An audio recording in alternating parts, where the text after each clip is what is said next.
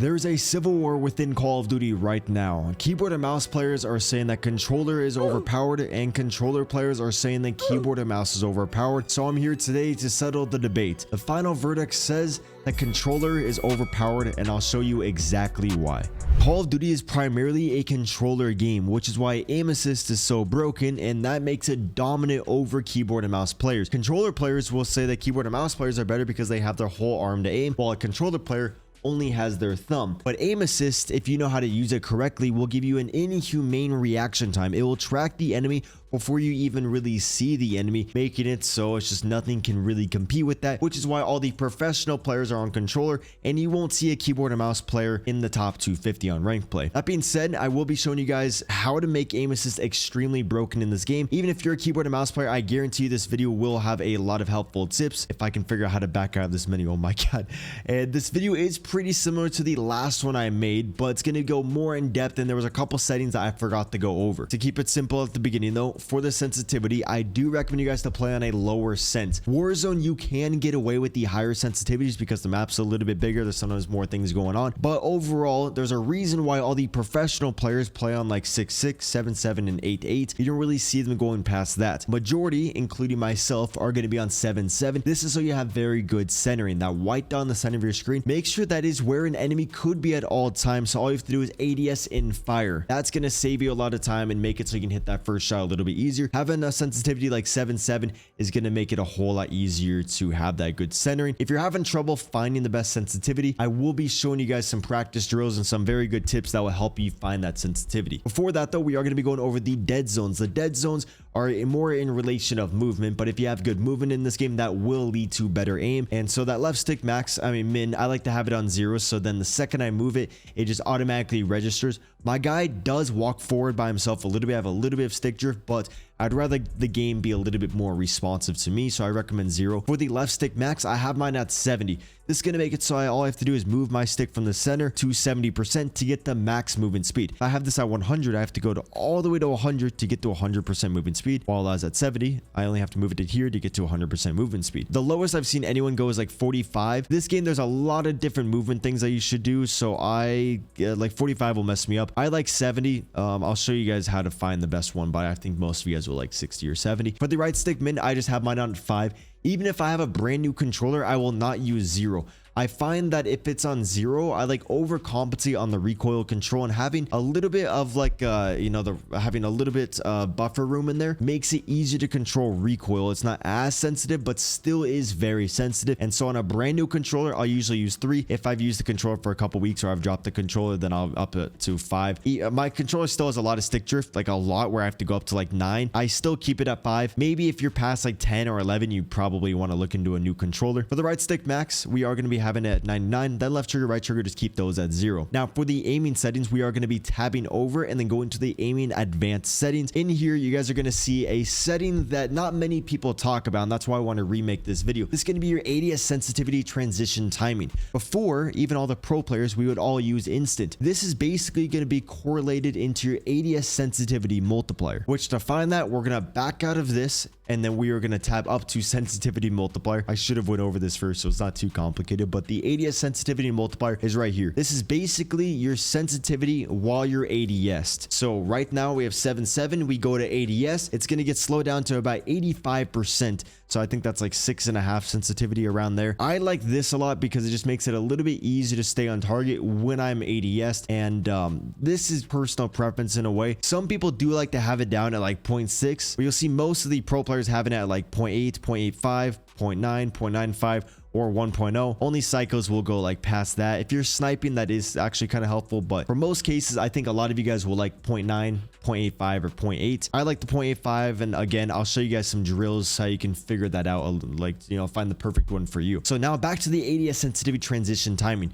We have ours at gradual now instead of instant. With instant, the second you ADS or hit your ADS button, you're going to be slowed down to that sensitivity multiplier. With the gradual, it's going to slowly decrease to that sensitivity multiplier. So instead of it slowing down automatically, like I can be right here and it'll be at 0.85, with the gradual, it gradually goes to the slower sense. And so I find that's a little bit easier to like lock onto people if I don't have perfect centering. It just is like it gradually slows down, and it is so insanely helpful. And I was doing way better in rank play. Like I'm only diamond 2 or 3 at the moment, but I'm always playing with my buddy who's almost iridescent. So we're always playing against iridescents, top 250s. I was kind of getting slammed, but then I swapped my thing over to my ADS sensitivity transition time into gradual, and I started doing so much better, hitting way more shots. And there was a couple other things I did to make it easier, but I recommend you guys to try out gradual, see how it is. Some pros are still using instant, so there's not like a one certain one that you have to use. I just think that one is going to be a lot better. Now for the next thing that we are going to be going over, this is your aim response curve type, which is going to be still in the aiming advanced settings. We're going to go down to the aim response curve type. Make sure this is on dynamic. This is going to give you a little bit extra aim assist, making it so much easier to play the game. The older Call of Duties, like before Modern Warfare 2019, everything was on standard. But then once Modern Warfare 2019 got added, they added a type of setting where you could have dynamic. And that's when a lot of people who didn't usually shoot back are started to shoot back. And so dynamic gives you a little bit more aim assist on there. And it makes it so basically if there's like 2 targets, you can, you know, swap to the 2 targets a little bit easier, and the game is a whole lot stickier. There is some settings within dynamic that I don't really recommend you guys to change, but you can basically edit the aim response curve type. Havoc, the #1 player in the world, he plays on like 0.92. I just like it at 1.0. Scum keeps it at 1.0. A lot of pros keep it at 1.0. And so I recommend you to keep it at 1.0. But if you really want to try to, you know, test out your settings, you can try the 0.92. And just because someone's #1 in the world doesn't mean their settings are perfect for you. It's all a little bit personal preference. Since Black Ops 6 released, I've been getting so many comments of people saying that they're lagging, they're getting packet burst every game, just overall a very bad connection. But actually I haven't experienced that at all, and that's because I'm using the best and my favorite gaming router on the market, the NetDuma R3. This is a Wi-Fi 6 router that prioritizes gaming, which minimizes lag and gives you a stable connection. Unlike other routers, the NetDuma has the Duma OS software, which gives you access to a bunch of features like ad blocker, geofilter, smart boost, ping heat map, a built-in VPN, and many more. Using these features will give you a competitive edge over the enemies, preventing those scenarios where you shoot first, die first. But a router like this is kind of pricey, so NetDuma is doing a 25% off Black Friday sale this week only, which is actually the biggest sale they've ever done. I've been using the NetDuma routers for years and highly recommend them, so if you want to level up your gaming experience, I would definitely take advantage of that Black Friday sale and get a NetDuma R3 today. I'll have their link down in the description. Lastly, go down to the interface settings. The global doesn't matter, the readability doesn't matter, the gameplay HUD is what really is important, so you're going to want to keep that on standard. For the visuals, change the minimap shape to square. As you guys can see with the square, you can see a little bit more of the minimap, which is very helpful. And then for the compass type, I just have mine on and off because that doesn't help you whatsoever. Minimap rotation on, radar on. Scale, I actually like to increase this to about 120. This is going to make the minimap a little bit bigger, so it's just easier to see. Some people do like 100, so that's up to you. Information all, iron scale 100. Minimap opacity, it's pretty dark and just very full, so I like to make it so I can see through it a little bit. So 90 is what I personally like, and then I just keep everything at 100. For the colors, this is just going to make it easier to spot the enemies. You actually can tab within this and then choose, like, you know, the darkest color possible. I like this red, some people like that red. You guys can do whichever one you want. I like to make my teammates green and then the people in my party blue. And then for the color filter, we're going to have this on filter 2, which is going to make things pop the most. For the color filter target, you want that on both, and then the intensity, you want to max both of those out. And so that is gonna, oh, and then lastly for the crosshair, super important down here, you're gonna want to have static. Static is going to make it so your centering is a lot easier, and then you're still going to keep that red dot, so you have those lines and the dot right there, and then you actually can tab within there and you can make sure the red dot's on, or the crosshair dot's on. Apologies, because actually a blue dot, because you can change the color of it. I just made mine blue, completely up to you guys. And then for the crosshair spread on, center dot, I cannot speak right now. What happened? I cannot see this. I turned 24 years old and I swear day by day, I can't see shit. So this makes it a little bit easier to see the enemy. This one is just a little bit too big, and that's what she said. So completely up to you guys. I've seen pros use all 3 of those. Crosshair spread on, crosshair opacity 100, and that's going to wrap it up for all these settings in the game. So now that you guys have all the best aiming settings, I'm going to show you how to take advantage of the aim assist and make it lock on to people, and I'll show you exactly why it is so unbelievably overpowered.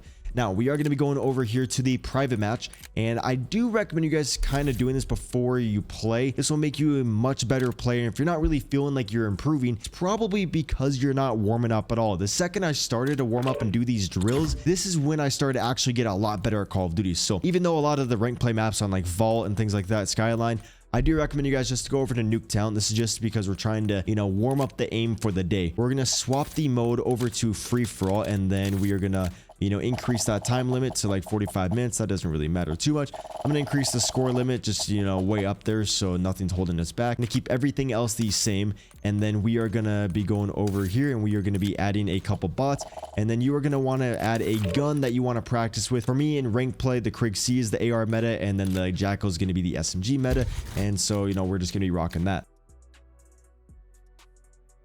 So I did lower the amount of bots in here just so it's a little bit easy to explain things. I'm going to be going over how to get first shot, why that's so important, and once you do get first shot, how to actually stay on target, and if there is multiple enemies on your screen, how to choose which ones to take off first, and how to take them all out in the most efficient way. So first shot is very, very important because when you get shot at, your screen shakes a bunch. That is the flinch. Call of Duty never really had that much flinch, but some of the games did have a lot of flinch, and it really makes it difficult to land your shots when your screen is shaking like that. Plus the enemies are doing damage, so you just have a higher chance to die. So if you want to be able to get that first shot, you need to have that good awareness, and you need to have very good centering. Keep in mind, some of these things I did go over in my last video. I will be going over more things in depth, and so even if you saw the other one, this one's still going to be helpful even if you're on keyboard and mouse. So the centering on here, the center dot, wherever an enemy could be, I need to put that. So if I'm checking over here, boom, I walk into here, I'm going to put my center dot on there. And so I like to go into like even the maps, like the ranked play maps, for example, with no bots, and just practice centering and checking, upstairs, downstairs, checking those things.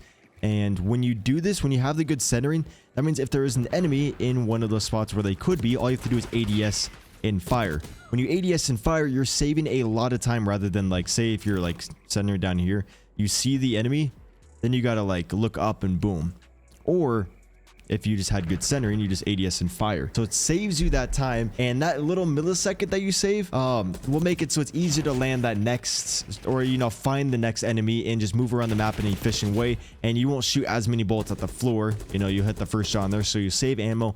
Just overall, it's a lot more efficient and just insanely helpful to have a good centering, especially if you see the enemy and they see you at the same time. If you have better centering than them, you're gonna win that gunfight 100% of the time, unless their gun is just a lot stronger. Like if you have an SFG and they have an AR over there. But you guys can kind of see what I mean.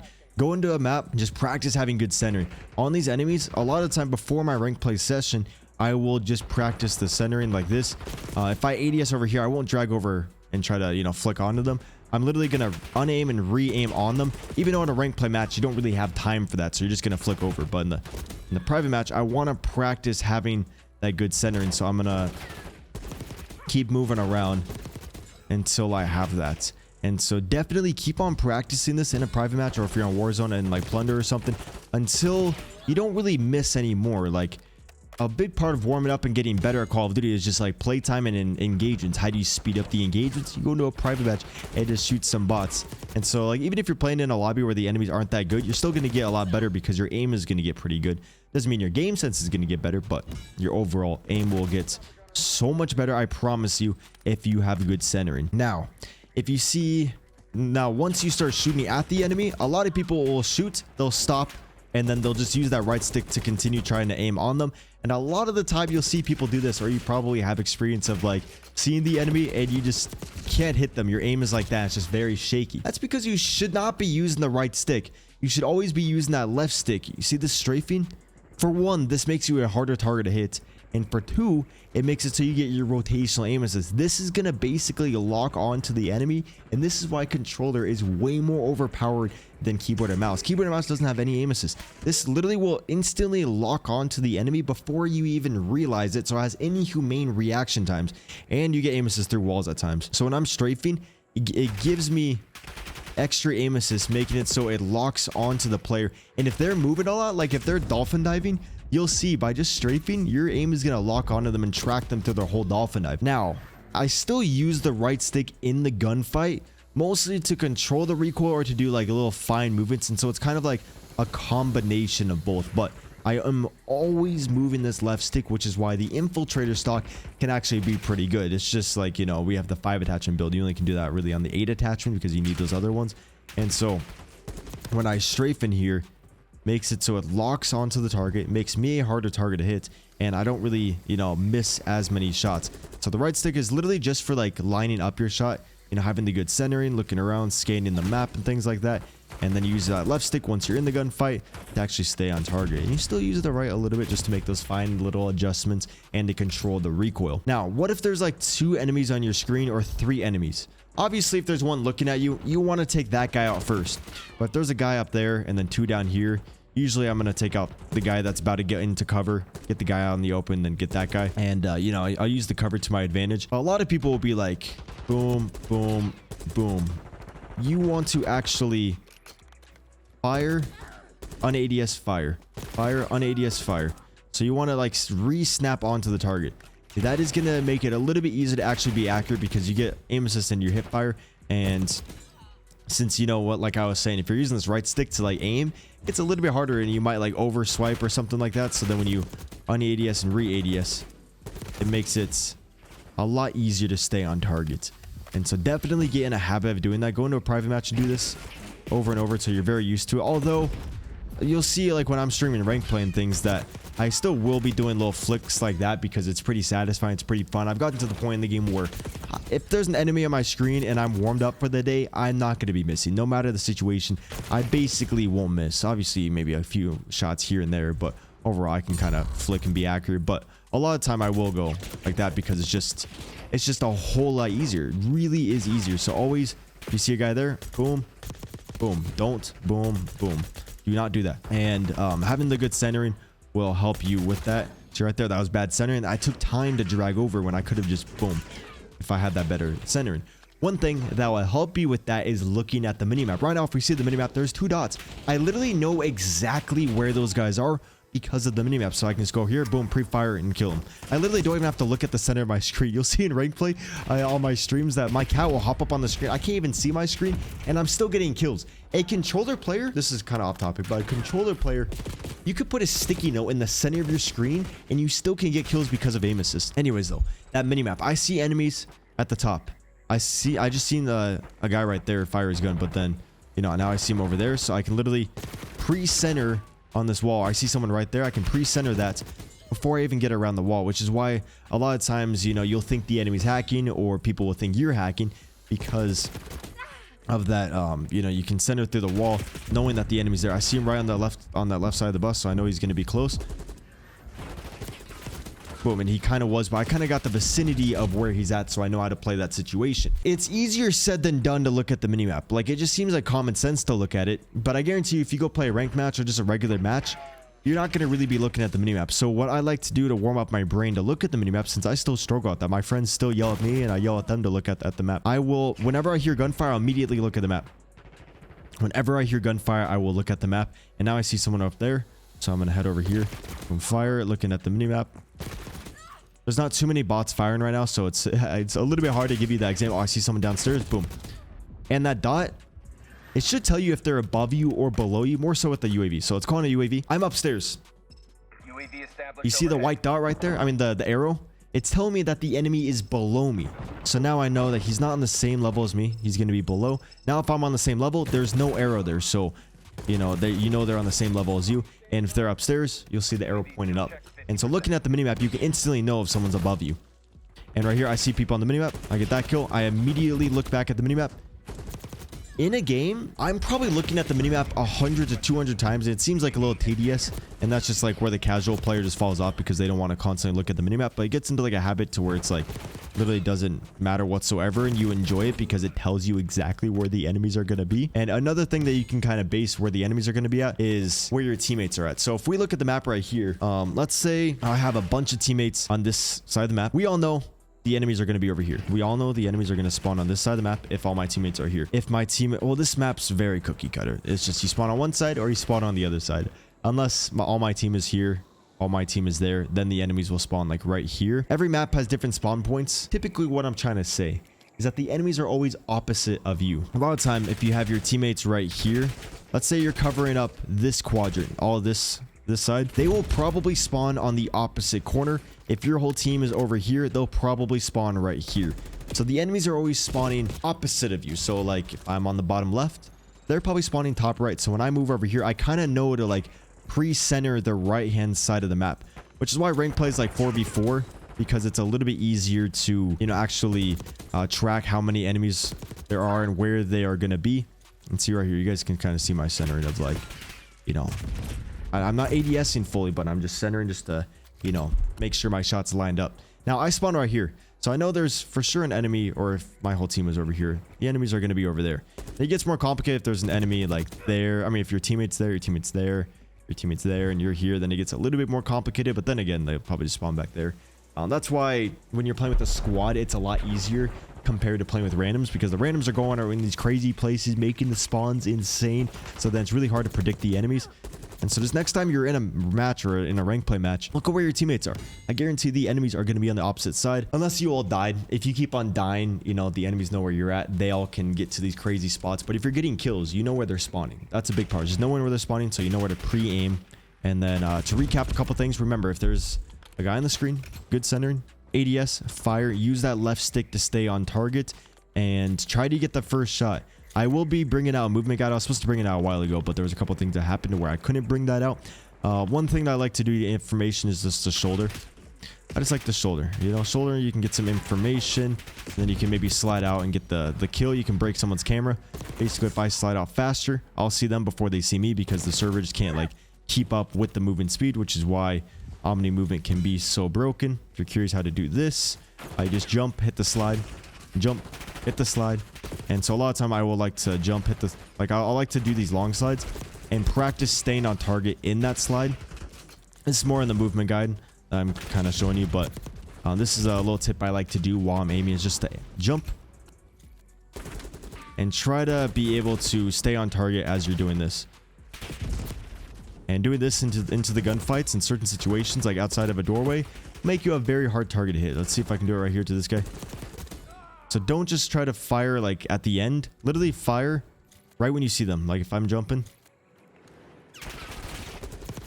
Like that. And that's why the slide to fire delay, like why the ergonomic grip can be very helpful, because you have less of a delay like that. And so just practice little things like that. I will be bringing out the movement guide in the future. Let me know in the comments if there's anything I did miss. Try to cover everything. I'll probably make one of these like every month just to recap stuff, see if there's more things I figured out. Seriously, if you guys did find this helpful, make sure you hit the subscribe button down below. With the noties on, I bring out lots of tips and tricks, class setups. Basically, if you want to get better, hit the subscribe button. A like is greatly appreciated, and definitely pick up a Net Duma. If you have a good connection on the game, you're going to be able to see the enemies first. Everything is going to load better. You're going to have less ghost bullets. You're going to win more gunfights. So I love the Net Duma. I seriously recommend you guys to go pick up one. It's 25% off. I've been using them for years. I actually love them. You guys all have a good night. Deuces.